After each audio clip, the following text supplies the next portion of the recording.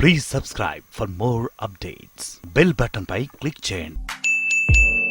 మాజీ CBI JD Lakshminarayana విషయానికి వస్తే ఆయన ఒక పార్టీ పెడతానని కొంతకాలం తిరిగారు. రైతులతో సమావేశాలు అక్కడ ఇక్కడ తిరగడం, వాళ్ళతో వీళ్ళతో సమావేశాలు అవ్వడం. ఆ తర్వాత లోక్సత్తాకు వెళ్ళారు.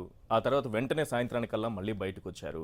ఇప్పుడు టీడీపీలోకి వెళుతారు అనేటటువంటి వార్తలు వినిపిస్తున్నాయి. ఇప్పటి వరకు ఖరారు కాకపోయినా ఈ అంశాన్ని వైసీపీ ప్రధానంగా మాట్లాడుతోంది. చంద్రబాబు, లక్ష్మీనారాయణ ఇద్దరి బంధం బయటపడిందని. నిజానికి ఆయన టీడీపీలోకి వెళితే ఎలాంటి పరిణామాలు ఉంటాయనుకోవచ్చు? అంటే జేడీ లక్ష్మీనారాయణ ఖచ్చితంగా ఒక రెస్పెక్టబుల్ పోలీస్ ఆఫీసరు. తర్వాత ఆయన ఒక పోలీస్ ఆఫీసర్గా ఉంటూ ఎస్పెషల్లీ యూత్ను చాలా ఇన్స్పైర్ చేస్తూ వ్యక్తిత్వ వికాస పాఠాలు చెప్పడం ద్వారా చాలా ఇన్ఫ్లుయెన్షియల్ ఒక పోలీస్ ఆఫీసర్గా ఉన్నారు. అది మాత్రం నిజము. అంతవరకు కేవలం చాలా మందికి తెలిసింది జగన్మోహన్ రెడ్డి కేసులని. వాస్తవంగా జగన్మోహన్ రెడ్డి కేసుల కన్నా ముఖ్యమైనవి ఏంటంటే, అంటే దీంతో పాటు ముఖ్యం కాదని అభిప్రాయం కాదు, మళ్ళీ జగన్ నాగేశ్వర్ జోడీ అంటే కష్టం జనం.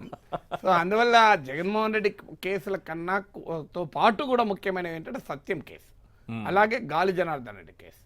ఈ రెండు హై ప్రొఫైల్ కేసులు, వేల కోట్ల రూపాయలు ఇన్వాల్వ్ అయిన కేసులు.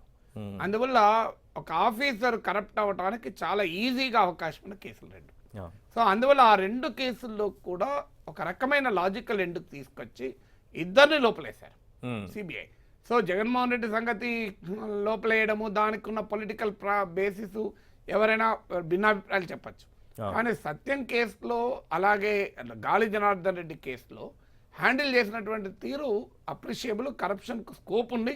ఒక హానెస్ట్ ఆఫీసర్గా ఆయన ఒక ప్రజెంట్ చేయగలిగాడు, అందులో అనుమానం లేదు.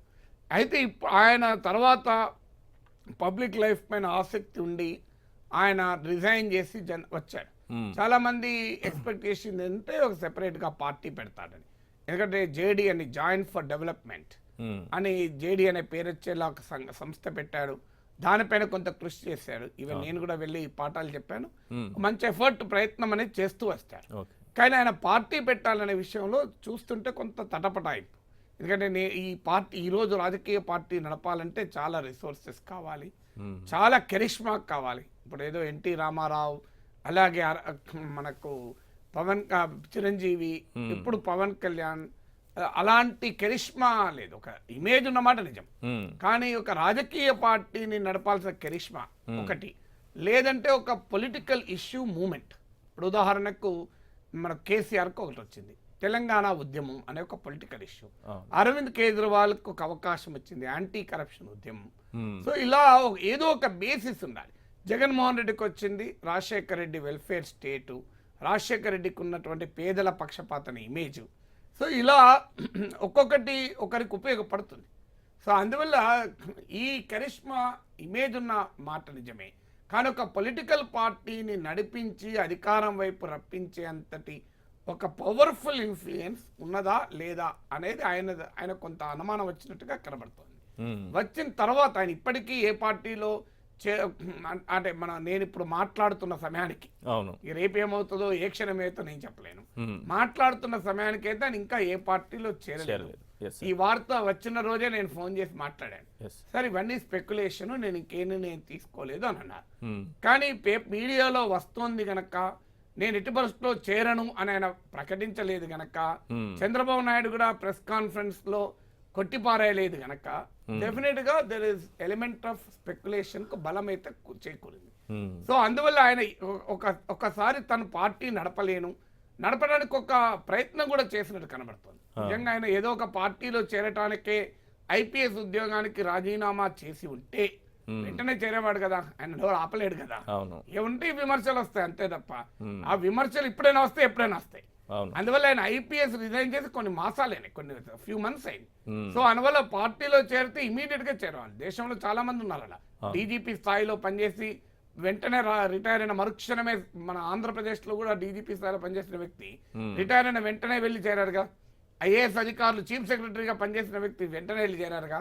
అందువల్ల ఐఏఎస్ ఐపీఎస్ ఆఫీసర్లు చేరకూడదని లేదు, వాళ్ళకి హక్కు ఉంది. జేడీ లక్ష్మీనారాయణ తన పార్టీ పెట్టే హక్కు ఉంది, పార్టీని ఎంచుకునే హక్కు ఉంది, ఆయనను ఏ పార్టీలో కలుపుకున్నా పార్టీ హక్కు ఉంది. అయితే దానిపైన మాట్లాడే హక్కు మనకు కూడా ఉంటుంది, ఎవరికైనా విమర్శించే హక్కు కూడా ఇంకొకరికి ఉంటుంది. మనం వి కెనాట్ క్వశ్చన్ దాట్. అందువల్ల ఆయన పార్టీ పెడితే నాలాంటి వాళ్ళైతే ఆయన సెపరేట్గా పార్టీ పెట్టి ఒక న్యూ పొలిటికల్ కల్చర్, ఒక నూతన రాజకీయ సంస్కృతికి ధనబలం నుంచి ఫిరాయింపులు, ఈ అధికారం చుట్టూ తిరిగే ఈ అవినీతికర రాజకీయాలకు అతీతంగా ఒక ప్రత్యామ్నాయమైనటువంటి విధానాలపైన, ఒక ప్రత్యామ్నాయ రాజకీయ సంస్కృతి పైన పార్టీ పెట్టాలని కోరుకునే వ్యక్తి నేను. కానీ అలా పెడతాడని ఆశిస్తున్నాను. ఆయన ఒకవేళ పెట్టలేకపోతే బహుశా ఆ స్థాయిలో నేను చేయలేను. ఎందుకంటే మన అరవింద్ కేజ్రీవాల్ ప్రయోగం సక్సెస్ అయినాక చాలా మందికి ఒక ఇన్స్పిరేషన్ వచ్చింది, మేము కూడా పార్టీ పెట్టి నడపగలమని.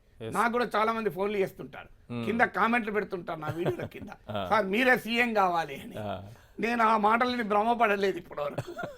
చాలా మంది ఫోన్లు చేస్తారు, సార్ మీరు పార్టీ పెట్టండి సార్ మేము చేరుతామంటే అని అంటుంటారు. అందువల్ల అరవింద్ కేజ్రీవాల్ తర్వాత కోదండరాంకి అలా ఆశ వచ్చింది, కానీ ఏమీ ప్రయోగం రాలేదు.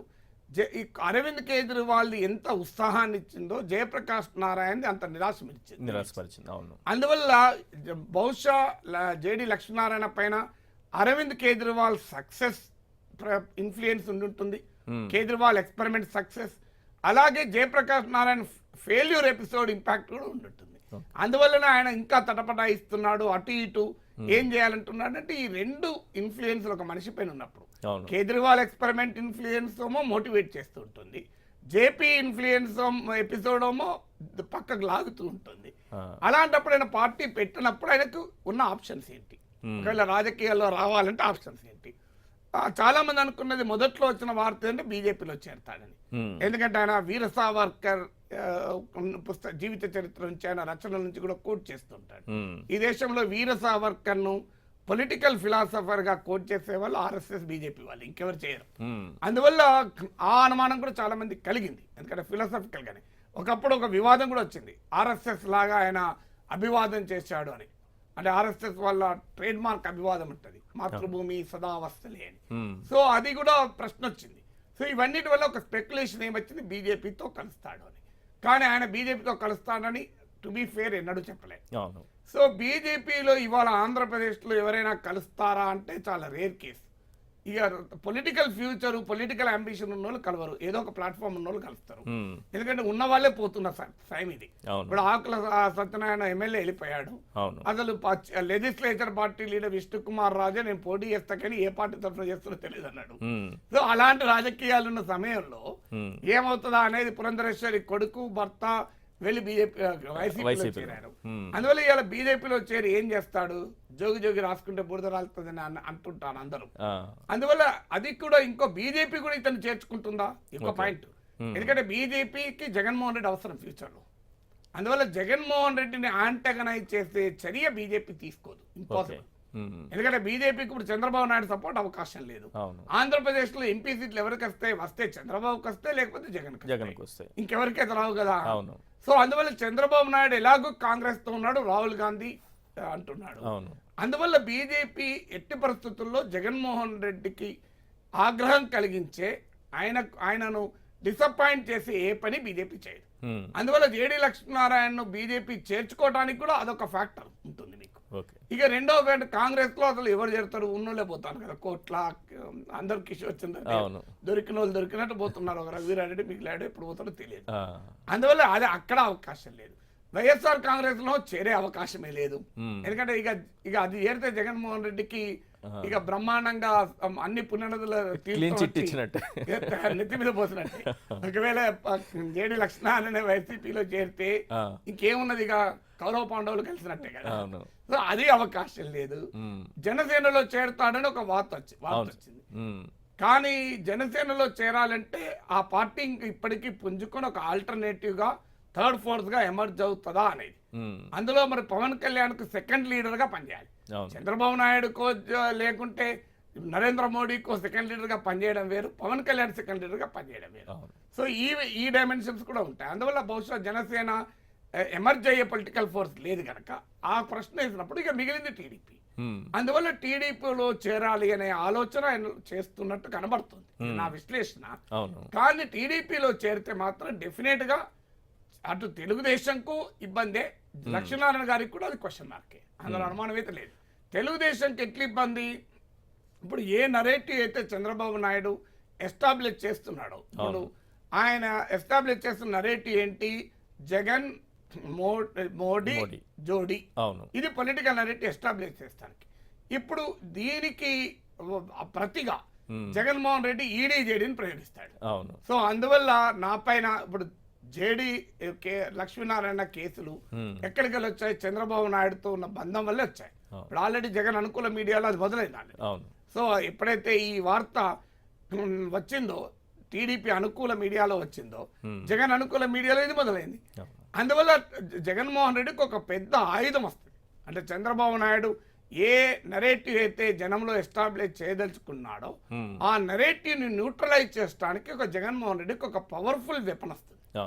ఇది టీడీపీకి డెఫినెట్ గా నష్టమే. ఇక లక్ష్మీనారాయణ గారికి కూడా నష్టం ఏంటంటే ఇప్పటి వరకు ఒక వచ్చిన ఇమేజ్, ఒక ఆనెస్ట్ పోలీస్ ఆఫీసర్ గా, సిబిఐ అధికారిగా జేడీ అనేది ఇంటి పేరుగా మారి, సిబిఐ ఒక సిబిఐ అధికారులు అంటే ఎలా ఉంటారు అంటే ఒక సినిమాలో హీరో చూపెట్టాలి అంటే జేడీ లక్ష్మీనారాయణ గారిని చూపెట్టే పరిస్థితి వచ్చింది. సో ఇంతటి అద్భుతమైన ఇమేజ్ ఏ మంత్రి పదవి వల్ల రాదు, ఏ ఎమ్మెల్యే వల్ల రాదు, ఏ ఎంపీ వల్ల వస్తుందని అనుకోను. అందువల్ల అలాంటి అద్భుతమైన ఇమేజ్ డెఫినెట్ గా డెంట్ అవుతుంది. అది కొంతకాలం వరకు ఎంతకాలం ఉంటుంది, తర్వాత మర్చిపోతారా తర్వాత సంగతి. కానీ ఇప్పుడైతే డెఫినెట్ గా ఇమేజ్ కు డెంట్ మాత్రం తగులుతుంది. అందువల్ల ఇద్దరికి డెంట్ తగులుతుంది. అందువల్ల ఎవరికి లాభం అంటే ఆ మేరకు జగన్మోహన్ రెడ్డి కొంత లాభమే ఉంటుంది ఈ ఎపిసోడ్ లో. సో ఆయన చెప్పదలుచుకున్న దానికి బలం చేకూరుతుంది. ఇప్పుడు నన్ను క్విట్ ప్రోకో అన్నారు, అసలు క్విట్ ప్రోకో ఇది అని ఇప్పుడు ఆయన రేపు పొద్దున్న నుంచి ఆల్రెడీ ఇప్పటికే చెప్తున్నాను, నేను చెప్పాల్సిన అవసరమే లేదు. జగన్మోహన్ రెడ్డికి మీరే ఐడియా ఇస్తున్నారని చెప్పి కింద ట్రోల్స్ ఉంటాయి. సో నేనేం ఐడియా ఇస్తలేదు, జగన్మోహన్ రెడ్డి చెప్తున్నదే నేను చెప్తున్నా. ఆల్రెడీ వాళ్ళు మొదలు పెట్టారు. అందువల్ల ఈ ఎపిసోడ్ లో జరగబోయేటువంటి పరిణామం అది. అయితే ఎన్ని చెప్పినా ఒక జేడీ లక్ష్మీనారాయణ భారతదేశంలో ఒక పౌరుడు. Is not JD Lakshminarayana, is Lakshminarayana. ఇప్పుడు జాయింట్ డైరెక్టర్ కాదు కదా ఆయన. కొంతమంది కొన్ని పేర్లు వస్తాను, నన్ను ఇప్పటికీ ఎమ్మెల్సీ నాగేశ్వర్ అంటారు. ఎమ్మెల్సీ నాగేశ్వర్ అంటే నేను ఎమ్మెల్సీ అయినట్టు కాదు కదా. సో నేను ఇప్పుడు ఒక ప్రజెంట్ ఎమ్మెల్సీకి నేను ఫోన్ చేసి నేను నాగేశ్వర్ అంటే ఎమ్మెల్సీ నాగేశ్వర అన్నా, నేను కాదా నువ్వా ఎమ్మెల్సీ అని చెప్పాను. నేను మాది ఎమ్మెల్సీ అంటే ఒక రకంగా నాకు ఎమ్మెల్సీ ఇంటి పేరు అయిపోయింది. అట్లా జేడీ ఇంటి పేరు ఇప్పుడు ఈ no longer JD is only Lakshminarayana. So జేడీగా ఉన్నప్పుడు వేరు, జేడీగా ఉన్నప్పుడు ఒక సిబిఐ అధికారిగా సిబిఐ రూల్స్ లో సిబిఐ నియమ నిబంధనలకు లోబడిన పనిచేస్తాడు. It is his responsibility. ఒక్కసారి తన ఉద్యోగం మానేసినాక is a free citizen of India. ఇప్పుడు చాలా మంది సుప్రీంకోర్టు చీఫ్ జస్టిస్ అయి జస్టిస్ రంగనాథ్ మిశ్రా కాంగ్రెస్ పార్టీలో చేరారు. చాలా మంది ఉన్నారు, అట్లా డీజీపీ స్థాయిలో ఉన్న వాళ్ళు ఉన్నారు, పెద్ద పెద్ద చీఫ్ సెక్రటరీ స్థాయిలో ఉన్న వాళ్ళు ఉన్నారు. అందువల్ల Lakshminarayana the right to take his own decision. ఆయనను చేర్చుకునే పార్టీ కూడా రైట్ ఉంది. ఇక దాని ఇంప్లికేషన్స్ ఇంపాక్ట్ మళ్ళాంటి వాళ్ళు విశ్లేషించుకుంటాం ఈ రకంగా. అయితే నేను కోరుకునేది అయితే డెఫినెట్ గా ఆయన ఒక సెపరేట్ పార్టీ పెట్టి ఒక ఆల్టర్నేట్ పొలిటికల్ కల్చర్, అంటే ఇప్పుడు అరవింద్ కేజ్రీవాల్ కానీ, జయప్రకాష్ నారాయణ కానీ, లక్ష్మీనారాయణ కానీ, I may not agree with them in on everything. అన్ని విషయాల్లో నేను అంగీకరిస్తానని కాదు, కానీ ఇలాంటి ప్రయోగాలు ఇండియన్ డెమోక్రసీకి ఉపయోగం అని నమ్మేవాడిని నేను. సో భారత ప్రజాస్వామ్యానికి ఇట్లాంటి ప్రయోగాలు ఇంకా చాలా అవసరం అని నమ్ముతాను. సో అలాంటి ప్రయోగం లక్ష్మీనారాయణ గారు చేస్తుంటే బాగుండేదని మాత్రం ఆశిస్తాను. అంటే న్యూట్రల్ పీపుల్ కొంతమందిని తీసుకుంటే సాధారణంగా ఆయన్ని నిబద్ధత గల ఒక ఆఫీసర్గా, ఒక సిన్సియర్ ఆఫీసర్గా చూసిన వాళ్ళు కూడా రేపు టీడీపీలో జాయిన్ అవుతున్నారు అనుకుందాం సార్. ఒకవేళ జాయిన్ అయితే ఆ క్రెడిబిలిటీ ఆయన దెబ్బతీసేటటువంటి ప్రమాదం కూడా ఉంటుందా? భవిష్యత్తులో ఆయన ఇంకో పార్టీ పెట్టుకోవచ్చు, ఇంకేదైనా మార్పు, ఇంకొక దిశగా ప్రయాణం చేయొచ్చు. కానీ ఒక్కసారి టీడీపీలో జాయిన్ అయితే అది ఆయన క్రెడిబిలిటీకి ఏమైనా ఇబ్బందికరంగా మారే ప్రమాదం ఉందా? టీడీపీలో చేరితే అడ్వాంటేజ్ ఉంటుంది, డిసడ్వాంటేజ్ ఉంటుంది. అడ్వాంటేజ్ ఏంటి? ఆయన ఇండిపెండెంట్ గా పోటీ చేసే పార్టీ పెడితే ఎమ్మెల్యే కాకపోవచ్చు. నాలాగా మల్కాజ్గిరిలో నేను పోటీ చేస్తే ఇండిపెండెంట్ గా 14,000 ఓట్లు వచ్చినాయి. మైనంపల్లి హనుమంతరావుకి 5 లక్షల పైన వచ్చాయి, మల్లారెడ్డి గారికి 5 లక్షల పైన వచ్చాయి. మీరు ఇవాళ మాట్లాడుతున్నప్పుడు మల్లారెడ్డి గారిని, మైనంపల్లి గారిని లైన్ లో తీసుకోండి, నాగేశ్వరిపై మీ అభిప్రాయం ఏందని అడగండి. నేను ఖచ్చితంగా చెప్పగలుగుతాను, నా పట్ల గౌరవంగా మాట్లాడతారు. మైనంపల్లి గారు వచ్చి నన్ను కలిశారు, మల్లారెడ్డి గారు ఆయన ఇన్స్టిట్యూషన్ కు చీఫ్ గెస్ట్ గా పిలిస్తే నేను పోయి మాట్లాడొచ్చాను. ఎలక్షన్ల తర్వాత మైనంపల్లి గారు వచ్చి నన్ను పర్సనల్ కలిసిపోయారు. సో అయినా కూడా నేను వాళ్ళకి 5 లక్షల ఓట్లు వచ్చినాయి. వాళ్ళ మరి ప్రజాదరణ ఉంది, నాకు లేదు. సో అందువల్ల నేను ప్రజాస్వామ్యాన్ని గౌరవించే వారిని కనుక డెఫినెట్ గా వాళ్ళ ప్రజాదరణ రెస్పెక్ట్ చేయాలి కదా. సో అందువల్ల నాకు 14,000 ఓట్లు వచ్చాయి. అందువల్ల ఆయన పార్టీ పెట్టి ఇండిపెండెంట్ గా ఉంటే నాలాగా 14,000 ఓట్లకు సంతోషపడుతూ అయినా నా మార్గం ఇదే. నేను ఎంపీ కాకపోవచ్చు, లోక్సభలో కూర్చోకపోవచ్చు, కానీ నేను ఇలాగే ఉంటాను. ఎవరైనా అడిగితే ఎవరి పిచ్చి వాడికి ఆనందం అంటే నా పిచ్చి నాకు ఆనందం అని ఉండాలి. టీడీపీలో చేరితే ఎమ్మెల్యే అవుతాడు, మినిస్టర్ కావచ్చు, అదొక లైఫ్. కానీ ఇమేజ్ పోతుందా అంటే డెఫినెట్ గా పోతుంది. ఇప్పుడు నువ్వు లాభాలు ఉంటాయి, నష్టాలు ఉంటాయి, దేనికైనా నీకు లాభాలు ఉంటాయి, నష్టాలు ఉంటాయి కదా. సీట్ చాలా తీయగా ఉంటది, కానీ డయాబెటిక్ కూడా ఉన్న వాళ్ళకి మంచిది కాదు. అందువల్ల ఇవి డెఫినెట్ గా 2 ఇంపాక్ట్స్ ఉంటాయి మనకు. ఇప్పుడు నేను 2014లో మల్కాజ్గిరి నుంచి ఇండిపెండెంట్ గా ఎంపీగా నామినేషన్ వేస్తానని అనుకున్నప్పుడు నాకు ఒక ప్రముఖ పార్టీ, నేను డిస్క్లోజ్ చేయకూడదు, ఒక ప్రముఖ పార్టీకి చెందిన ఒక ప్రముఖ నాయకుడు ఫోన్ చేసి, మీరు ఎందుకు ఇండిపెండెంట్ గా వేస్తారు సార్? 2 సార్లు ఇండిపెండెంట్ గా గెలిచిన వాళ్ళు, అన్ని పార్టీలను ఓడించి గెలిచిన వాళ్ళు, మీకు ఇంత ఇన్ఫ్లుయెన్స్ ఉంది. Malkajgiri educated constituency, 75% educated. So మీరు కనుక మా పార్టీలో చేరి మీరు పోటీ చేస్తామంటే మీకు మొత్తం ఖర్చులు మేమే పెట్టుకుంటాం, ఇంకా పోగా మీకు పాకెట్ మనీ కూడా కొంత ఇస్తాం, మీకు ఇన్ఫ్రాస్ట్రక్చర్, మ్యాన్ పవర్ అంతా మేము చూసుకుంటాం, మీరు టైంకి వచ్చి మీదెక్కి మాట్లాడడే కారెక్కి అని చెప్పారు. అని చెప్పి ఒక మాట చెప్పాడు, మంచి బ్యూటిఫుల్ వర్డ్ చెప్పాడు. సార్ మీరు పట్టు చీర లాంటి వారు సార్. పట్టు చీర ప్యాకెట్లో ప్యాక్ అయి ఉంటే దానికి అందం ఉండదు సార్. అది మాలాంటి వాళ్ళు ఎవరైనా కట్టుకుంటేనే అందం ఉంటుంది. పట్టు చీరను కట్టుకున్నప్పుడే ఉన్న అందం వేరు సార్ అన్నాడు. అంటే నేను నవ్వన్నాను, కరెక్టే, పట్టు చీర ప్యాకెట్లో ఉంటే అందం ఉండదు, కట్టుకుంటే అందం ఉంటుంది, కానీ నిన్ను కట్టుకుంటే నా అందం పోతుంది కదా, పట్టు చీర అందం పోతుంది కదా. అందువల్ల ఇప్పుడు నిన్ను కట్టుకొని ఆ పట్టు చీరకు అందం పోడగొట్టుకోండి కన్నా ఆ ప్యాకెట్లో ఉంటే ఎంతో కొంత అందం ఉంటుంది, పూర్తి పోదు కదా. ఆ పరిమితమైన అందంలోనే నాకు ఆనందం ఉన్నదయ్యా. నువ్వు కట్టుకుంటా పోయి ఆనందం కన్నా నాకు ఇదే ఆనందం అయ్యా అన్నాడు. అంటే నిన్ను ఎవడు బాగు చేయలేడు, నీ ప్రపంచంలో నువ్వు ఉండు మిత్రమా, అయినా నీ సాహసానికి జోహార్ అని చెప్పి వెళ్ళిపోయాడు. సో అందువల్ల అలాగే ఉంటది. ఇలా టీడీపీలో చేరితే లాభం ఉంటుందా అంటే డెఫినెట్ గా వ్యక్తిగతంగా కొన్ని ప్రయోజనాలు ఉంటాయి, పదవులు వస్తాయి, 10 మందికి ఇంపాక్ట్ క్రియేట్ చేయాలనుకుంటే, కానీ విత్ ఇన్ ద టీడీపీ ఉంటుంది. టీడీపీలో ఉండే అనేక మందితో పాటు ఆయన పక్కన కూర్చోవాలి. టీడీపీలో అందరూ సచ్చీలురు సత్పురుషులు అని చెప్పలేం కదా, టీడీపీలో కానీ ఇంకే పార్టీలో కానీ. సో అన్ని రకాల వాళ్ళు ఉంటారు, అన్ని రకాల వాళ్ళతో సహజీవనం చేయాలి. దానివల్ల నష్టం జరుగుతుంది, వ్యక్తిగతంగా కొంత ఇమేజ్ పోతుంది, కానీ కలిసి వచ్చే ఒక పెద్ద అడ్వాంటేజ్ ఉంది అంటుంటది.